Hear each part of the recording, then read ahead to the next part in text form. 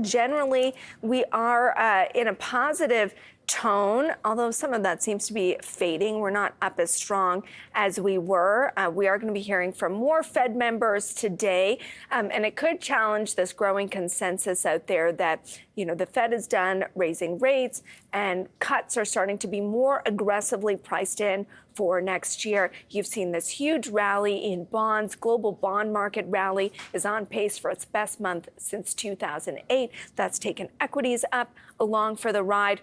Is that the right trade? Is it the right call? Let's bring in Tiffany Wilding, Managing Director and Economist at PIMCO. Tiffany, it is an art, perhaps not a science, trying to figure out what the Fed is going to do. But certainly this is the direction that the market is betting right now.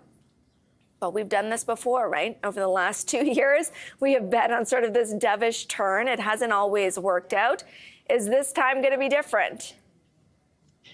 Yeah, I think obviously that's a key question for markets. What I would say is that the United States has stood out in terms of its growth resilience this year.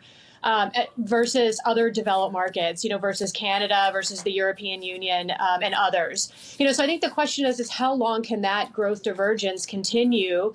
Because if it does, then that's the kind of environment where you have inflation that's reaccelerating, and where the Fed is potentially, talking about the need to hike again. And so I think the markets right now, obviously we're getting data flow, and obviously valuations in the U.S. bond market, look still quite attractive. So the data flow is giving investors reason to come back to the bond market and buy bonds.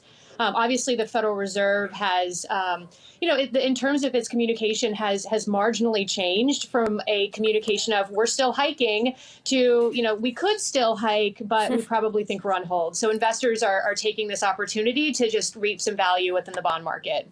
And I guess so I'll put it in terms of what the market pricing is right now, a third chance that they cut in March. I think we're at 86% that they cut in May. Is that too aggressive? Where are your numbers suggesting the first cut comes?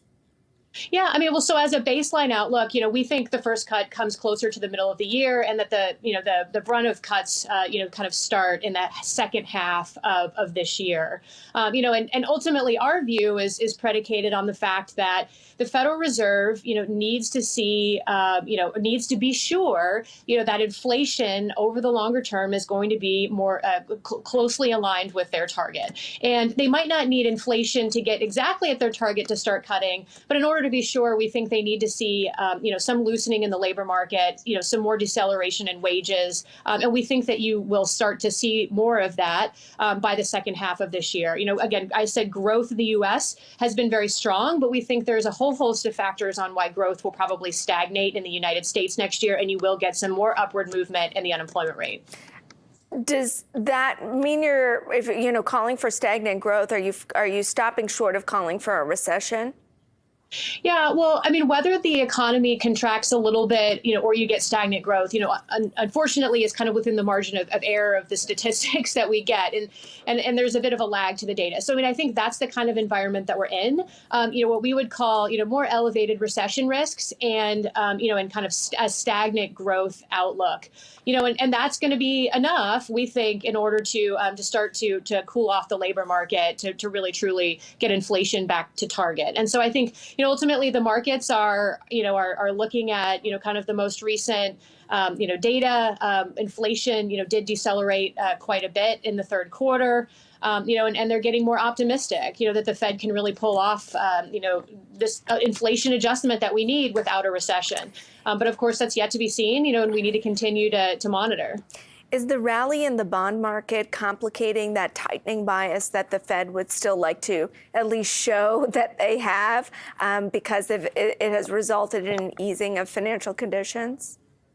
Yeah, I think one of the interesting things about, the last FOMC meeting, was that, FOMC members pointed to the tightening of financial conditions, the increase in longer term interest rates, widening of term premiums that investors require to invest in bonds, all those kinds of things. They pointed to that as further tightening financial conditions, and that was kind of doing the work for them. I think what's been interesting is that although we've gotten some mean reversion in that, like financial conditions have eased again. The Fed obviously, in terms of the communication that we're getting out of them, does on the margin still suggest that they're ultimately on hold, and it's really the data, that needs to continue to come in strong to knock them off that path. So, yeah, I think it is interesting. It doesn't seem to be knocking them off the current path for right now that they're on hold, but obviously we'll want to continue to watch. Powell has a chance to change those perceptions when he speaks later this week, so we'll see what happens. And we